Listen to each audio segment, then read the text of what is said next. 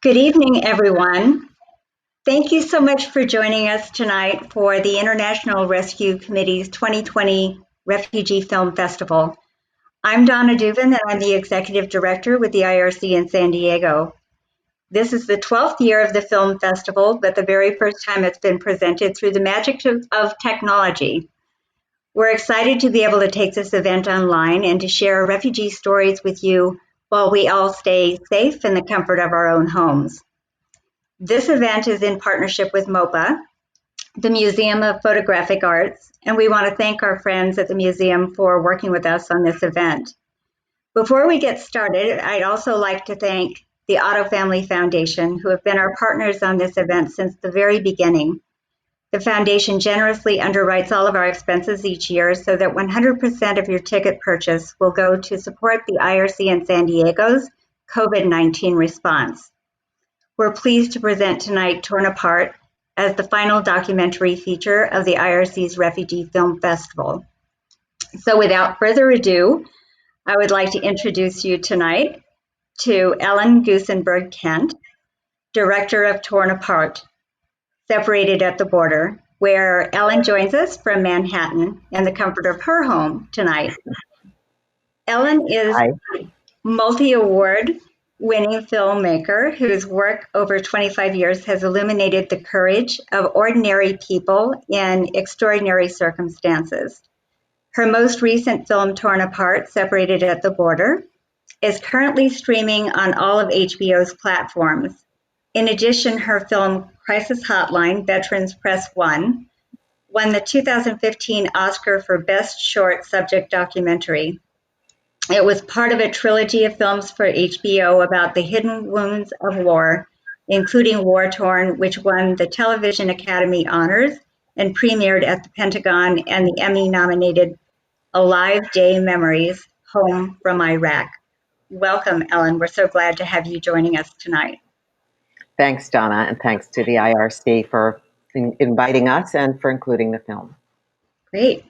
So I think we're going to go ahead and just jump right in so we can make the best use of your time with us, since it's 10 o'clock there where you are, and we know that you're giving up your evening for us. But Ellen, can you start by telling us why you decided to direct this film and why you were interested in sharing the stories of asylum-seeking families? Sure.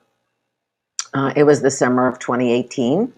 It was June, and if you were paying any attention to the news at all, we were hearing, all of us, the stories about people crossing the border from specifically, 3 or 4 countries in Central America, and being criminally detained and separated from their kids, right? This was a new policy. It was called zero tolerance.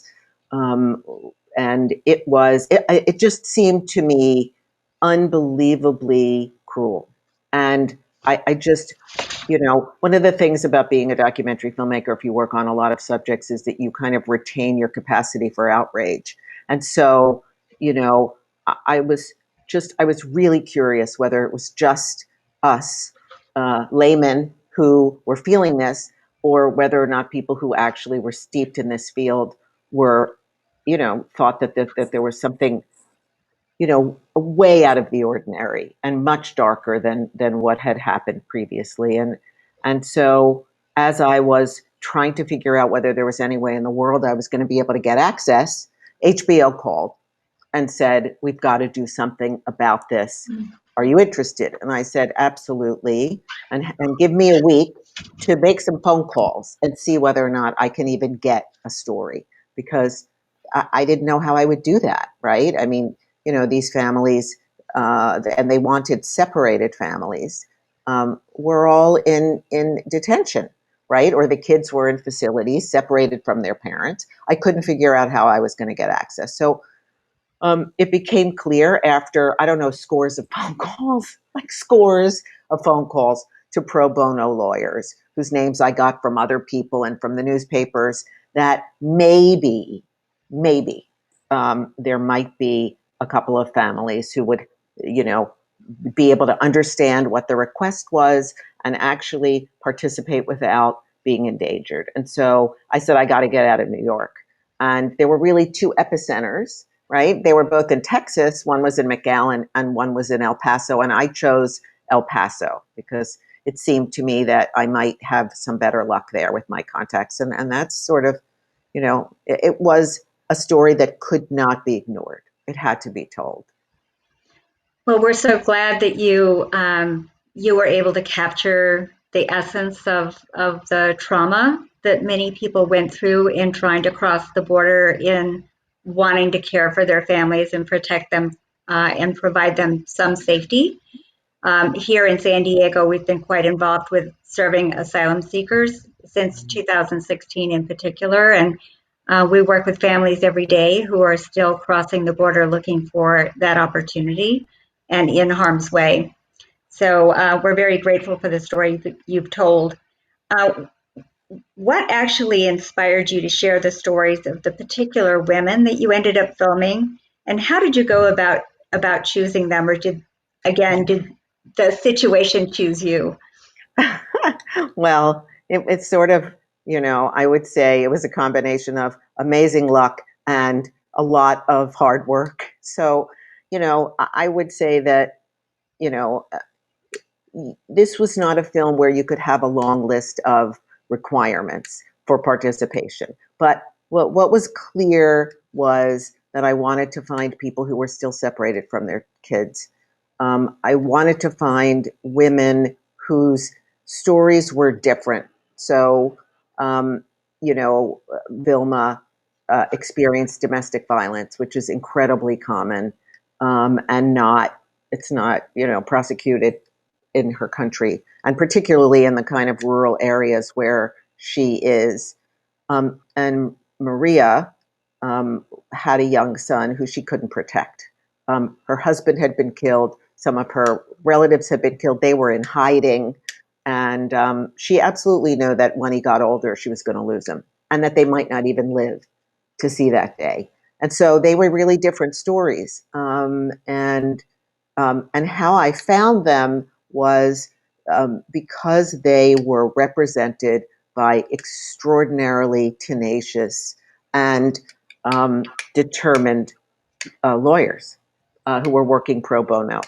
Maria was involved with an organization called Raices, and Vilma was working with an organization called Tahirih Justice Center. And, the thing about them is they didn't speak the language. They had no idea what the law was going to require of them.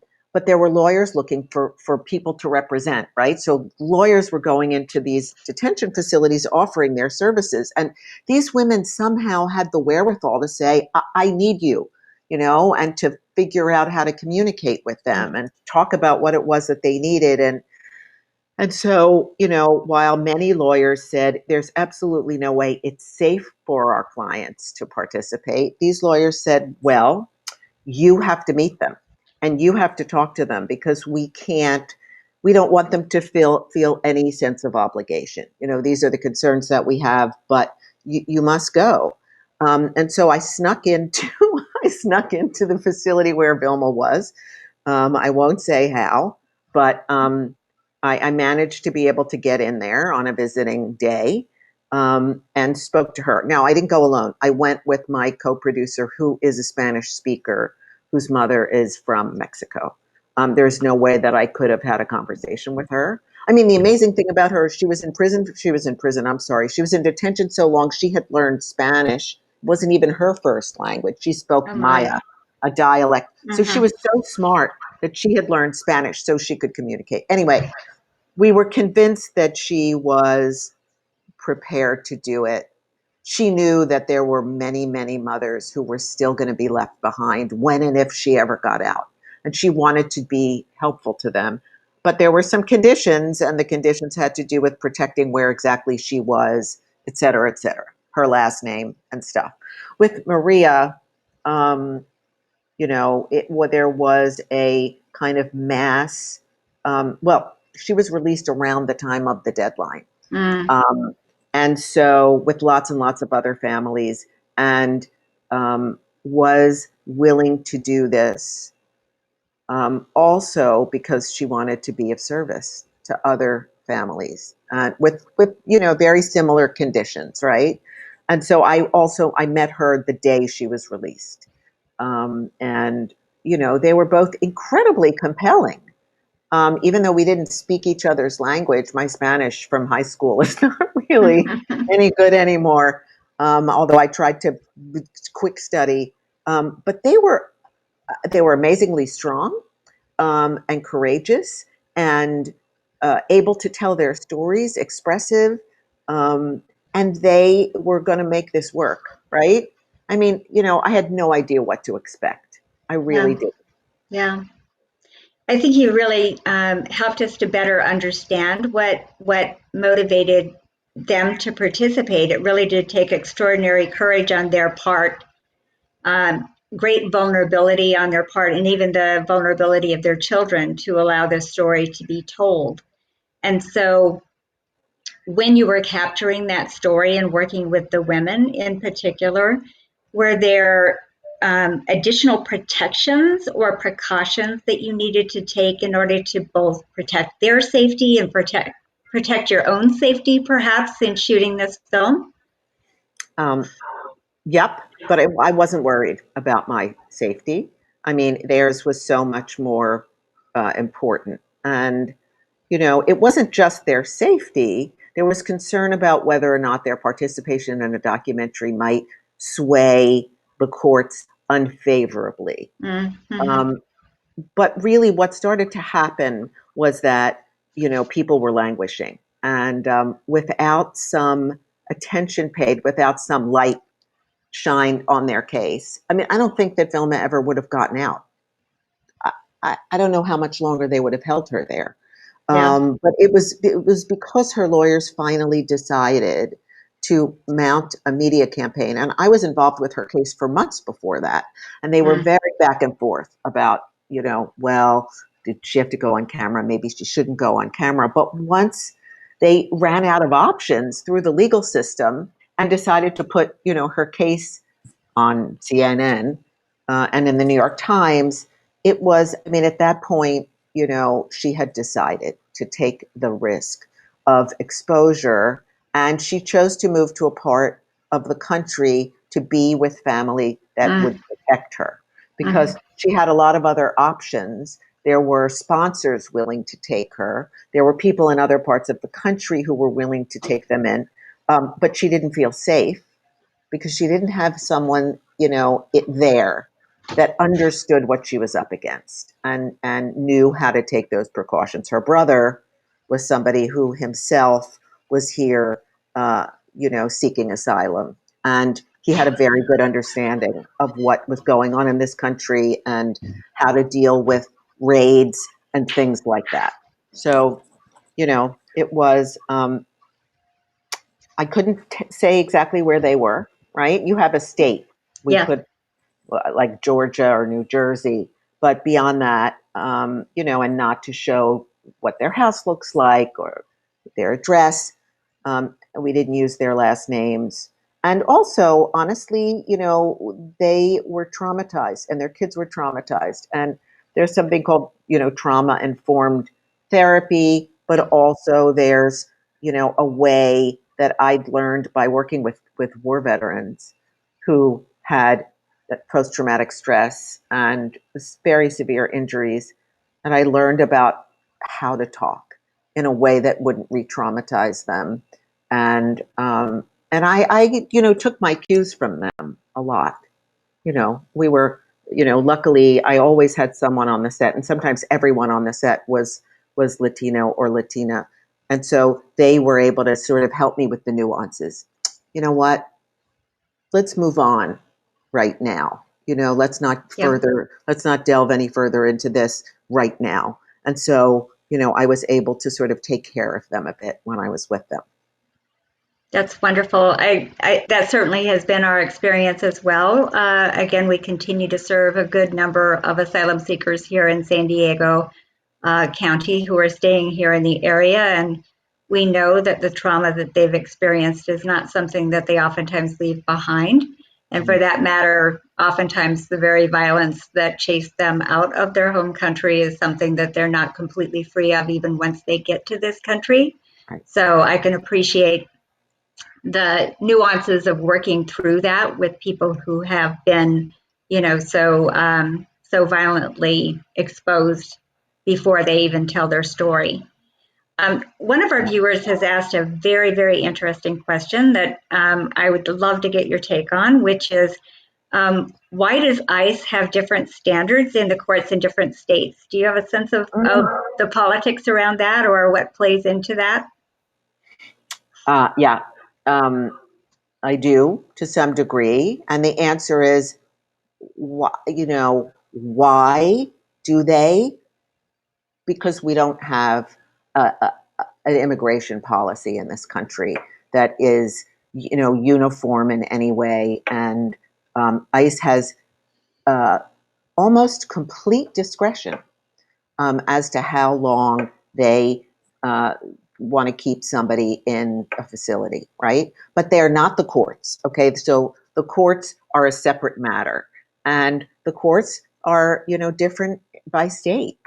And, it just depends on the judge, and it depends on, is he, I don't know, Republican or Democratic? How does he feel about what, judges are supposed to be totally impartial.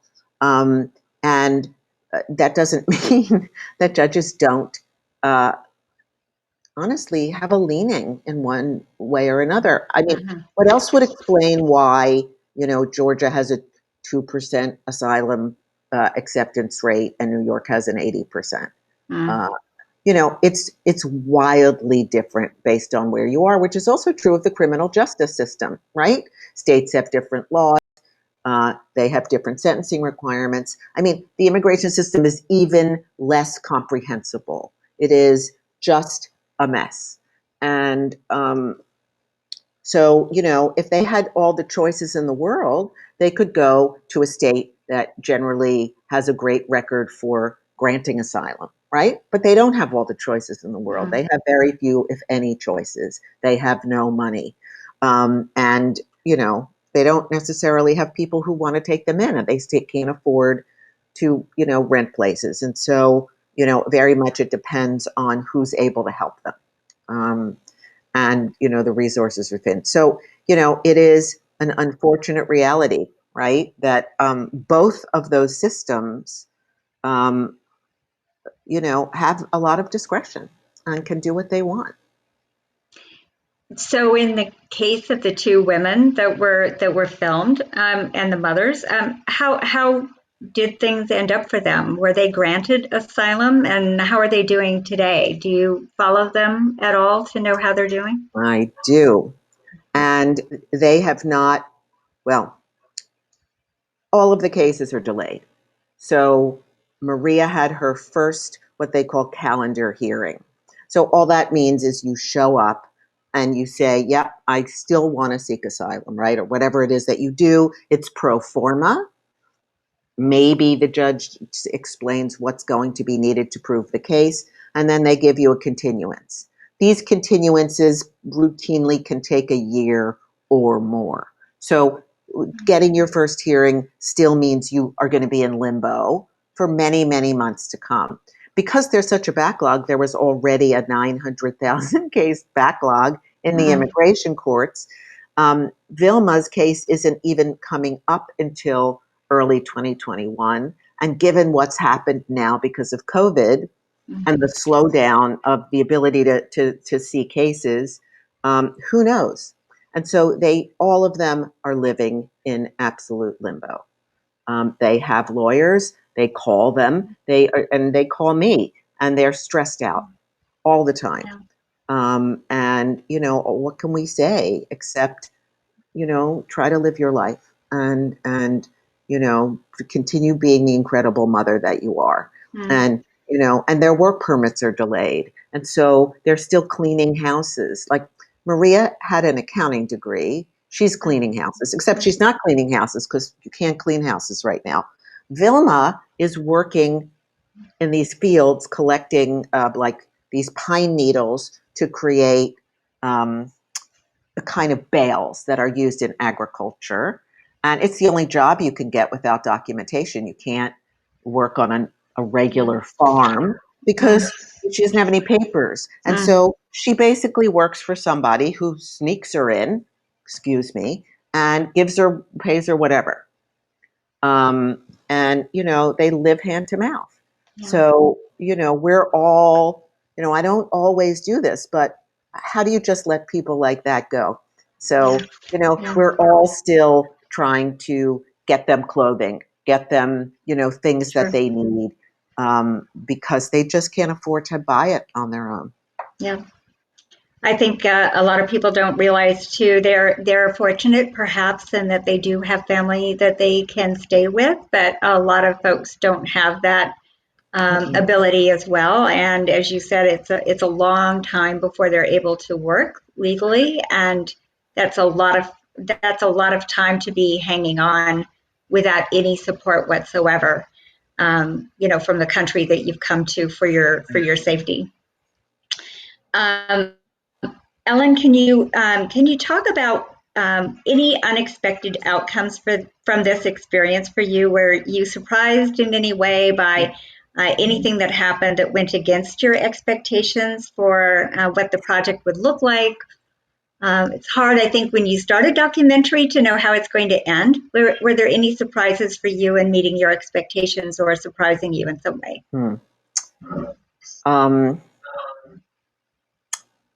I think, the surprises were pleasant because all of the bad things I expected to happen happened, right?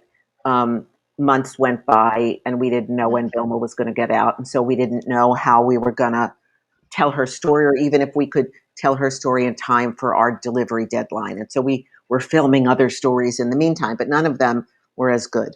I got caught trying to go back to her detention facility, and the police came, and the warden of the prison came, and they pulled us all over, and they were like, they checked our identification. Everything that you expect bad to happen happened. The unexpected that was great was just the immense dedication of these volunteer lawyers. I really didn't know when I started the story that asylum seekers who have gotten involved in the criminal justice system, right? So these people were criminalized because there was a policy in place for 2 months that said that they had to cross in a certain place, and they didn't know that. They thought they could just come across the border and turn themselves over to Border Patrol. They didn't know what was going to happen to them. So they don't have legal representation is not a gimme. It's not guaranteed. And so it was just amazing to find all of these people. And then through these legal immigration organizations were donors and volunteers. And those were the people that were taking them in for a few days because, reuniting families, which I thought was the government's responsibility, they would only do part of it. Like they would fly you back to the state where your kid was, but not to the city. So you had to get transportation and here and there, and sometimes you needed a place to sleep. And, there were people who were volunteering. There were people who were stepping in. There were women who were carpooling and driving people. There were churches and synagogues that were, housing these families. And, the American people stood up and said, what can we do? And so as awful as they felt, the unexpected part was that there are people who care about us. And, we still believe America is a place where we can obtain justice after all this, right? Yeah. They have a lot of faith, and faith sustains you in situations like this. You've answered at least part of my question, but we talked a little bit earlier about the importance of media and what happens when media is not covering that story. And yet we still know that the needs are great even today, and that housing is certainly a huge issue for people who come into the country with absolutely no support. So it's wonderful to hear about the experience that you had witnessed on how the community itself was standing up and really being a part of the solution when the formal systems were not. So that's really good to understand, and we rely on that yet today, I might add. So since 2018 and the surge of asylum seekers that were crossing the border into the U.S., do we have any idea the total number of children who are actually separated from their parents at the border? I know that I tried to get online and tried to look for some definitive information about how many children had been separated from their parents. And sometimes the numbers are real squishy and they don't seem to add up. Do you have a sense of Right. what the total number has been?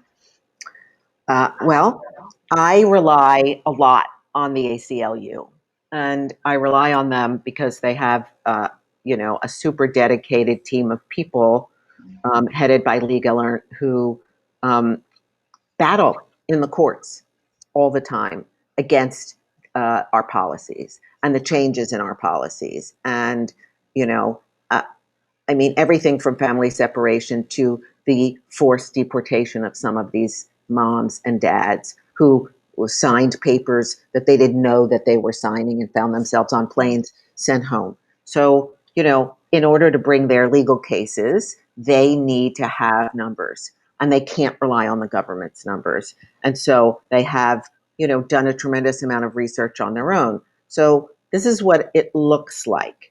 So at the time I was working on this story, the government acknowledged that there were under 3,000 families that had been separated.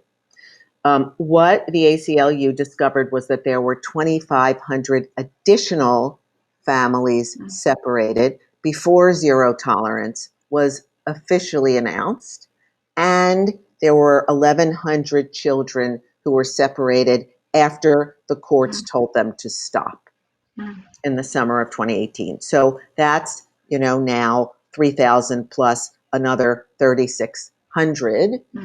And, who knows, right? I mean, because the record keeping was so awful, and because when families were separated, there was no system of knowing who was with whom.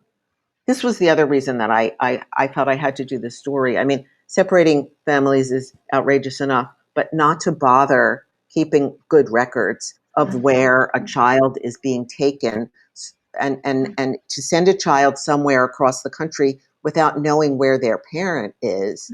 It was just beyond belief. And so other organizations had to step in and try to rectify this. And so that's where the numbers are coming from. And I do trust them. The government, really hesitates to acknowledge the extent of the problem. Well, we hope that knowing the story and again, knowing the story behind the story, that our viewers will continue to advocate for, certainly families to be reunited, since we know children are still to this day, in some cases, separated from their parents and families. And certainly advocating that people who are seeking passage for legal asylum continue to have that avenue available to them for the protection that they so deserve, knowing the violence that they're fleeing from their home countries. So thank you so much, Ellen, for helping us to better understand the nuances behind how this story came about. And we're going to be watching and waiting and hoping for good outcomes for these families and for the many others who are still in limbo and waiting for a good outcome. So thank you, Ellen. Thanks. I hope people will continue to speak out and support candidates that have policies that are much, much more humane than those we've had. So thanks. Thanks for having me. Thank you, Ellen. So for everyone tonight, before we end tonight's program, I just want to highlight that the IRC in San Diego has teamed up with Airbnb's Open Homes program to help connect refugees and asylum seekers with free temporary housing. So This is another way you can support families who are in need. You can support asylum seekers in San Diego through Airbnb's Open Homes program. By becoming an Open Homes host, you can offer your extra space to asylum seekers in need of temporary housing at no cost. You can also donate Airbnb credits to help us secure housing for asylum-seeking families. And now we have a short clip that we want to show you from our office in Denver of a community member that welcomed a family from Iraq.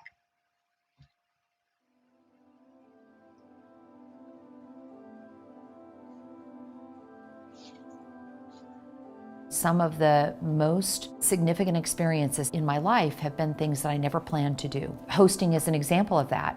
I was working as interpreter with the U.S. forces in Baghdad, Iraq, and this gave me the chance to be part of that special immigrant visa. And when we were ready, the travel ban happened. Musa and Rasha and their young boys were escaping death threats and therefore had an immense need to get out of Iraq and quickly. We wait till we have this small window, and we made it. We arrived to the United States, and we didn't know what's waiting for us. I think when you have an opportunity to host a family, the word refugee just dissipates for us. We're welcoming another set of human beings. We arrived to a neighborhood. It was dark. I don't know what's going on. And we jumped out of the car. I saw Susan and her husband, Steve. We met them about 1 a.m. Musa had the most scared look on his face I'd ever seen. They were waiting at the door of this house. We gave him a hug, bowed to his wife. They were smiling. Steve hugged me. He didn't let me even carry my bags. We couldn't believe it. And we said, we're so happy you're here. This is your home now. At this time, when we living at that Airbnb, other neighbors start to come to us. They meet us. We talk together. They offered help. It's like a planet inside this community. It was like a dream for us. Probably the most incredible thing we've experienced is they were so fearful and uncertain when they came, and now the senses of humor that they all have. And the boys are always smiling. They're always fun. To me, maybe that's the biggest gift we've gotten, is to see that change in behavior over a relatively short period of time.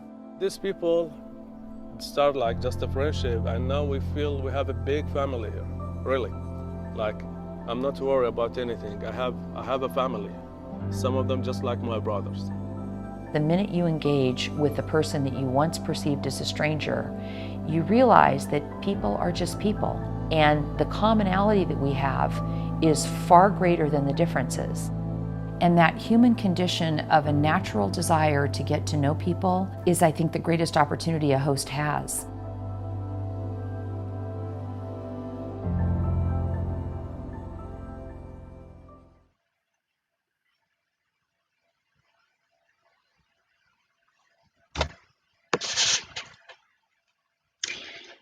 So if you're interested in becoming an Open Homes host, and we hope that many of you might be, please email volunteersd@rescue.org, which is linked in the description box.